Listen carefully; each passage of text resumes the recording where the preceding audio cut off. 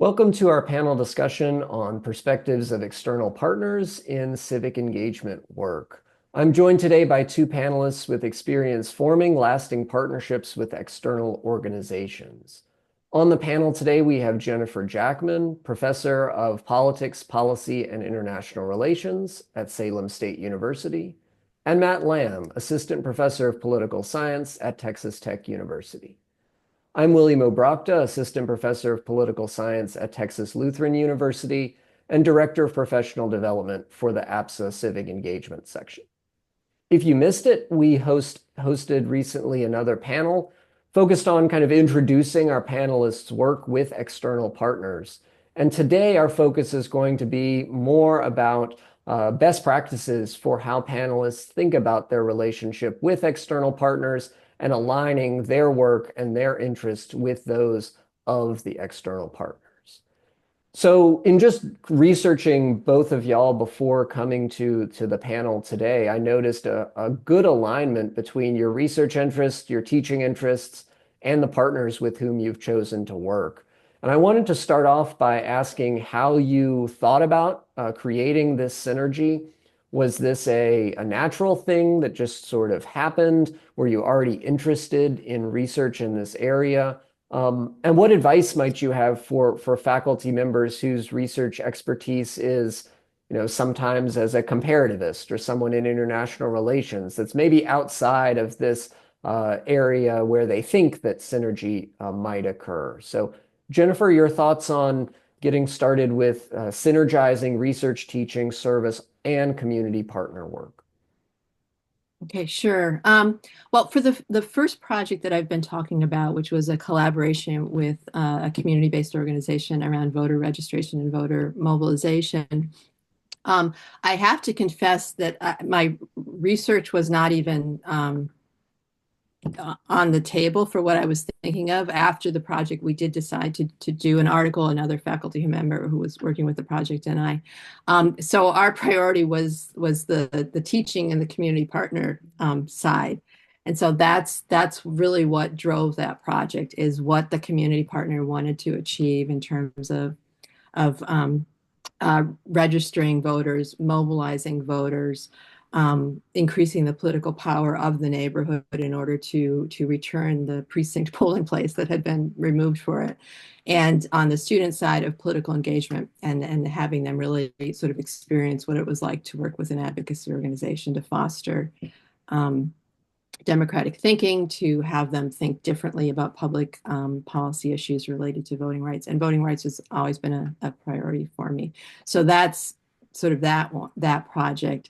The other project was aligned with my research interests in terms of working with organizations to measure public attitudes towards predators who's were facing challenging political situations like coyotes, seals, and sharks. And there too, and my research has always been driven by my own advocacy interests. And so my priorities and the community partners tend to align to a large degree. And I view research as a tool, and that is also how the community partners do it. It's a sort of tool in the toolbox that can help make a difference for these organizations in understanding, in this case, understanding public views and communicating with various constituencies and providing this information to managers and using this information for public education. So that's kind of the lens of research rather than more of a sort of publication-oriented approach, although those did emerge from it, and I obviously had to do those kinds of metrics for my own, survival in a tenure track position and promotion and those kinds of things. The student component has always been integral too, in terms of for this other project, is that I always viewed it as a wonderful way to get more students involved in thinking about wildlife, in gaining research skills that they can use on to apply to issues of interest to them. And some of the students that were involved then went on to actually graduate programs and jobs where they have been using those skills, some for wildlife, but some for housing advocacy and other skills. So I think in my case, the sort of community partner, student, and research interests pretty much seamlessly converged in these different projects. Matt, your thoughts on synergy between these different, sometimes competing interests? Right. So similar uh to what Jennifer was saying is that sometimes it just kind of it falls into place naturally without any sort of intentionality behind it. At least that was the case for me. Though for me it was a little bit of the opposite of what Jennifer was talking about. I was came up in academia, and that's sort of my origin story. So I was primarily focused on research, but you know, research in and of itself, I feel, is not uh, necessarily going to be. It's not necessarily the end in and of itself, unless you can utilize that research to actually have some sort of benefit to local to outer communities. So whenever I was doing these various research projects, I realized, and this is just the nature of my work was on Latino political behavior as well as election administration. So there were some real practical ways I could involve students in working with local advocacy organizations, with elections administrators' offices, with voting organizations, voting registration organizations.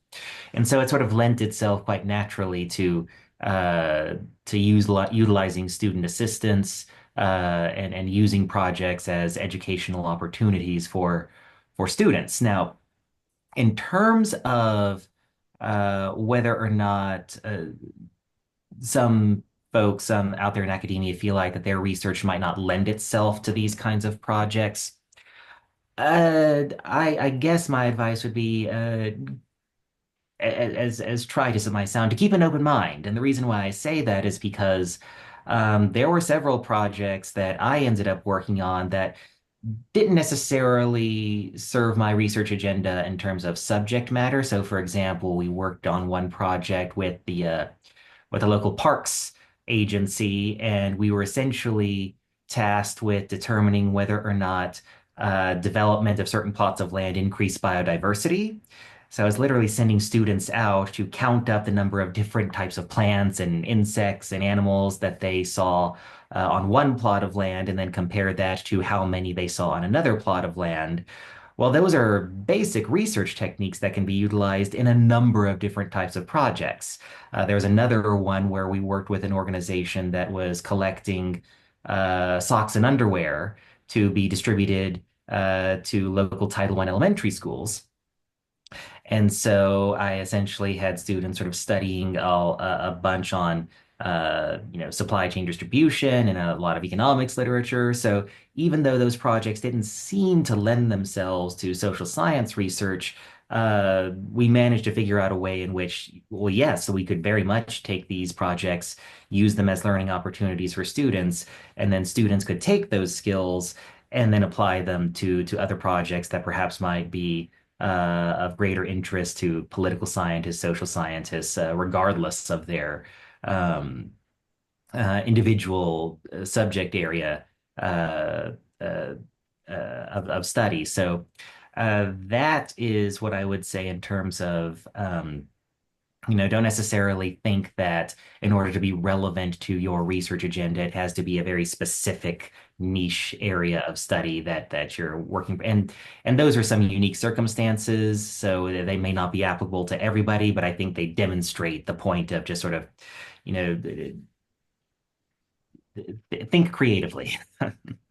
Well, and this contributes to the idea of intentionality or non-intentionality that's been mentioned several times also, which is to, as opportunities come up, to evaluate those opportunities even if you didn't intentionally go seek them out, and to think about, well, this partner is looking for XYZ thing, can that be relevant, or how might that be relevant in what I might be doing? And if you're, as Matt's saying, thinking really narrowly about what the scope of useful tasks for you to work on are, then you might not see those connections that could be there from the partner coming forward, or as Jennifer was talking about, from your own potential interest in advocacy and how that might connect to your work. So we've talked about how those processes have fallen in place for both of you, and how you've able then to leverage and navigate into several successful partnerships.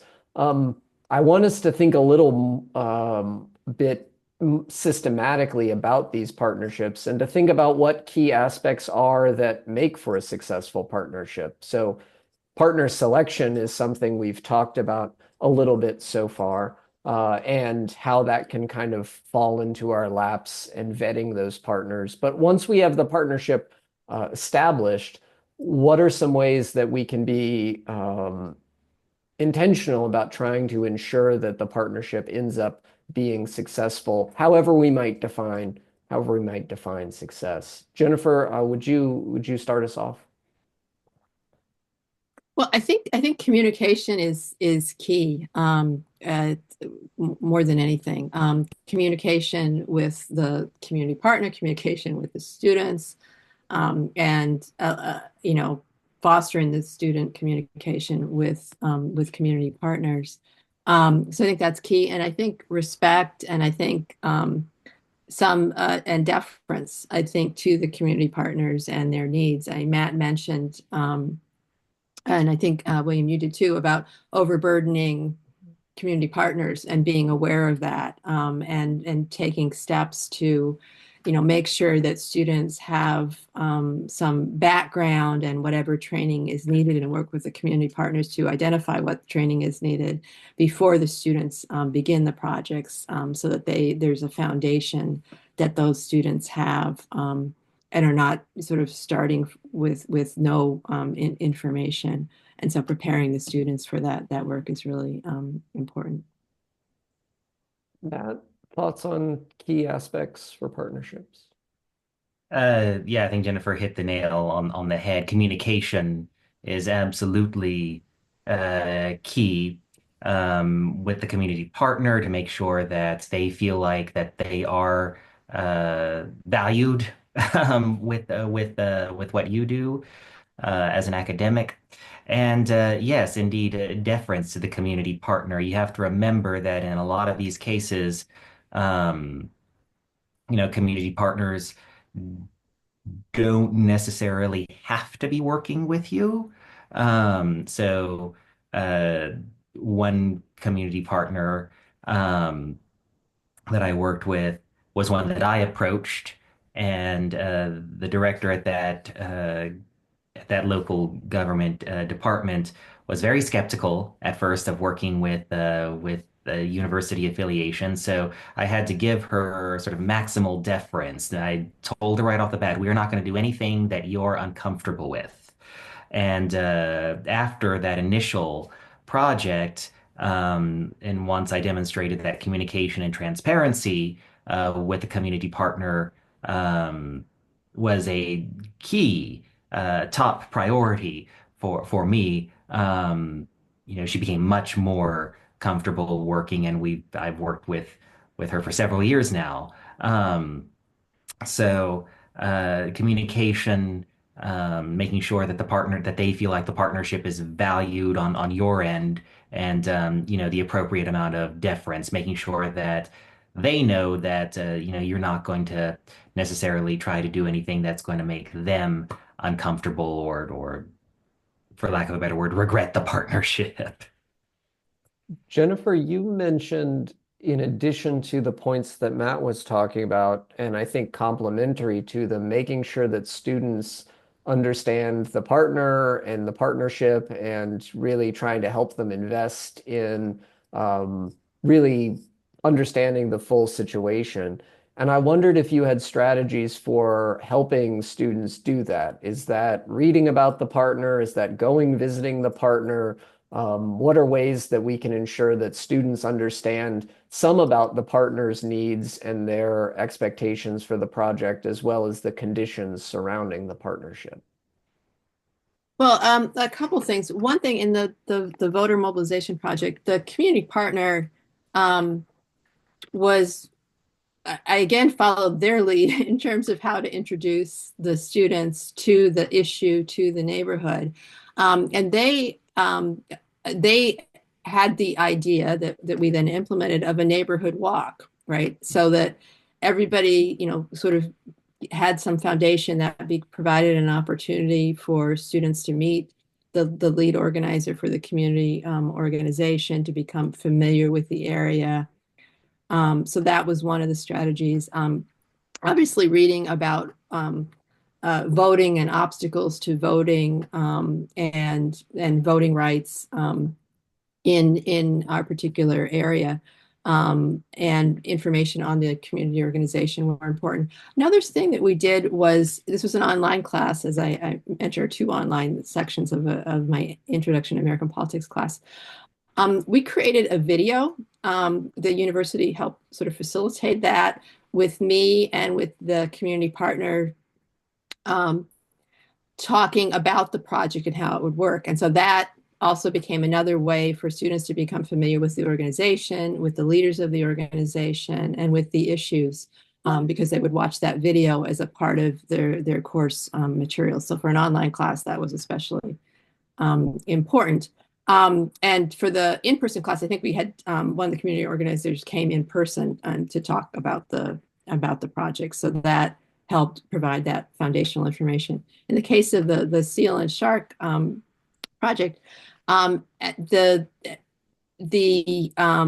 all of the groups which involved the Center for Coastal Study, Atlantic White Shark Conservancy, Cape Cod Commercial Fishermen's Alliance, and the university partners from Tufts and UMass Boston, we would all meet together in a coalition on Zoom to discuss the project and its status. And the students were a part of that, so that's how they really got to know the groups well. And so when they were doing, outreach to get people to participate in the survey, they had some foundational knowledge about the organizations and their goals, and so that was important. And the groups also became familiar with the students, so that helped forge that bond. And that was another one for the research assistants. They were given information on the project on prior research, so they knew that sort of substantively. And we also did trainings for them in how to, recruit tourists, to indicate whether they might be interested in the study. So there were a lot of trainings involved there too. Matt, your thoughts on informing students more effectively about partners? Yeah, so one, as Jennifer said, encouraging them to just do background research on the partner themselves. But um, one of the, and again, I'm just going to repeat what Jennifer said. If the community partner can schedule it, some of the things that I found work best is being able to have regular meetings between all the stakeholders, between the representative from the community partner as well as the students, right? If they can do that, it makes everyone feel much more involved. The students start to feel like they get a feel for what the organization is about. And a lot of community partners love talking with college students, right? They sometimes see it as an opportunity to potentially recruit future personnel. They feel like they are, that they have a bigger stake in the actual project. And the students feel like that they're getting a real feel not only for um, the community partner, but what the project is supposed to be, right? So I've had some instances where we get handed a rather amorphous project, because sometimes the community partner doesn't even quite know what they want, right? And so at the beginning, the students can sometimes be rather confused as to what they're even expected to do.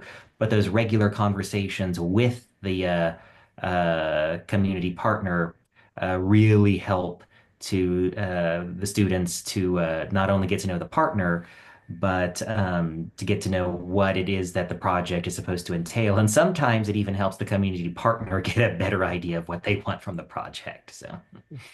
Yeah, that's a great point, Matt. And just having the students try to define what in their own words, what the scope of the project is based on whatever information they've received from the partner can lead to some interesting conversations about, well, the students have interpreted this goal or objective differently than what the initial materials said. Where are we on this? What are we actually thinking about? And to Jennifer's point, I think thinking about how this translates across different class settings and institutional settings.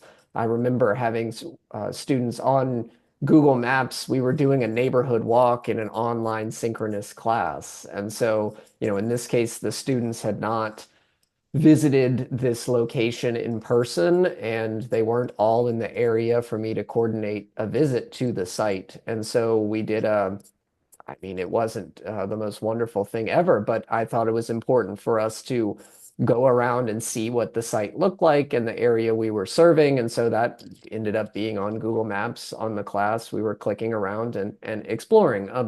That's not the ideal model, but it's a similar thing to what Jennifer's saying about trying to really investigate and then trying to align whatever your class's needs and the setup are with the ability of the students to understand and really invest in the partnership. So we've talked a lot about y'all's roles as faculty and the students' roles and the community partners' roles. A frequent challenge that comes up in working with community partners is that this places a lot of work on you and the partners to be project managers and to facilitate these conversations and partnerships.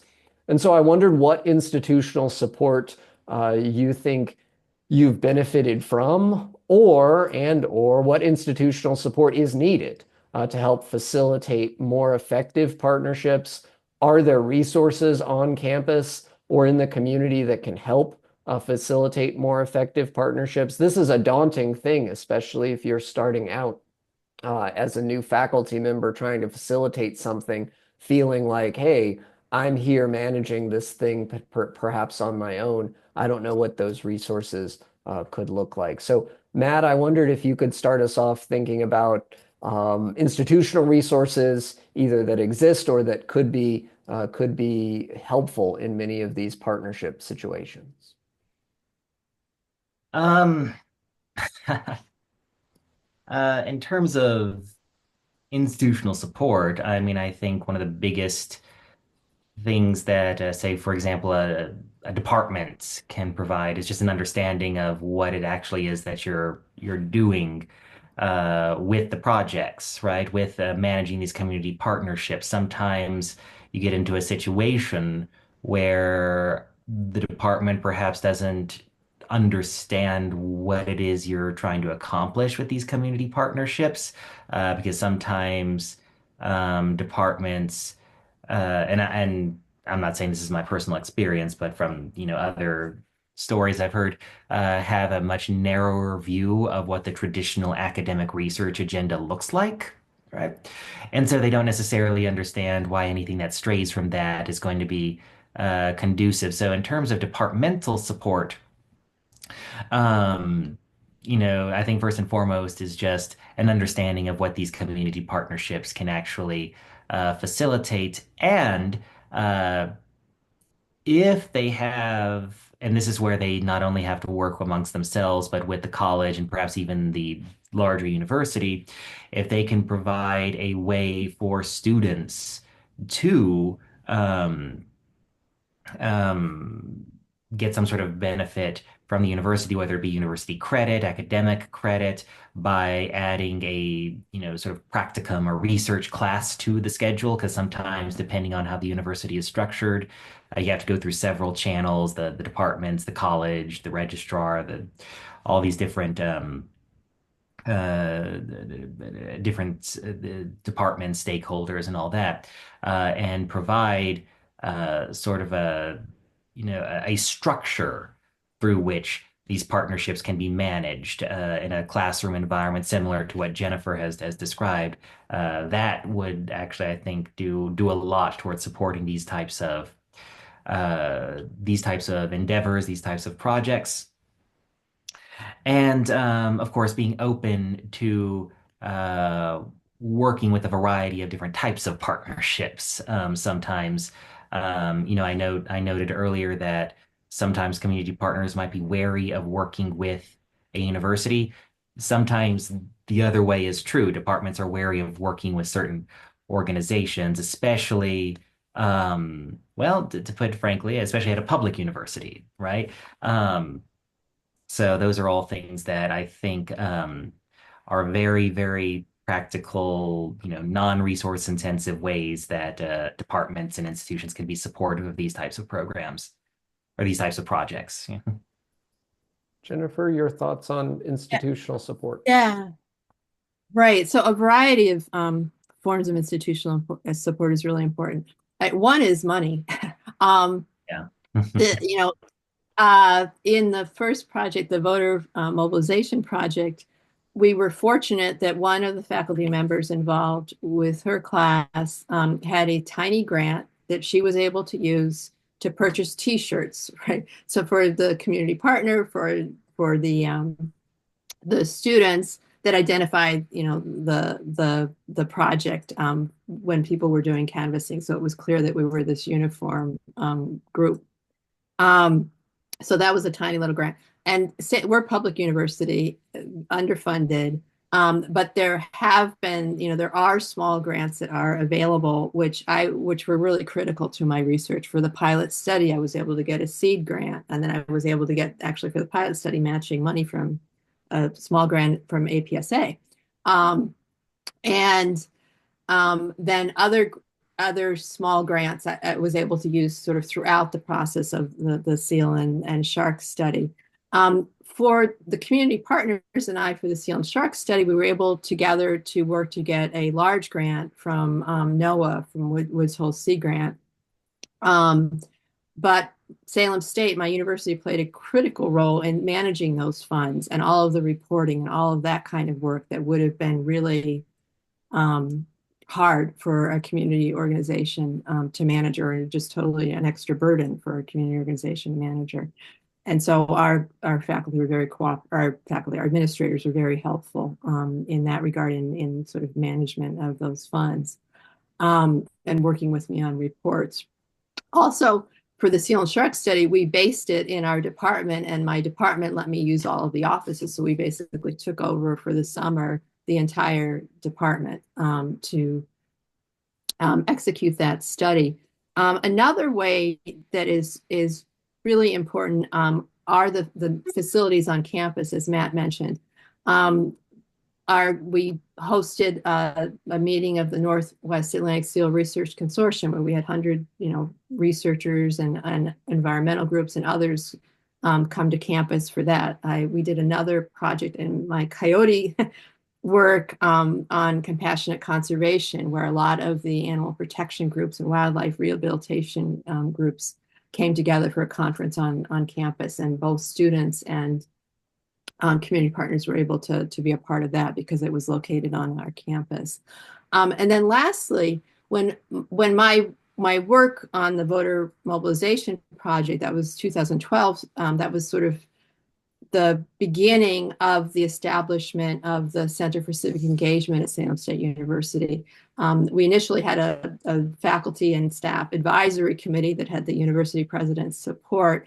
And then after several years, we now have a very well-established Center for Civic Engagement that has a community advisory board that works extensively with a lot of community organizations and a lot of faculty, and helps sort of bring people together in a variety of ways. And that institutionalized ability of faculty to link with community partners is really essential for the university and for the community and for faculty at my institution.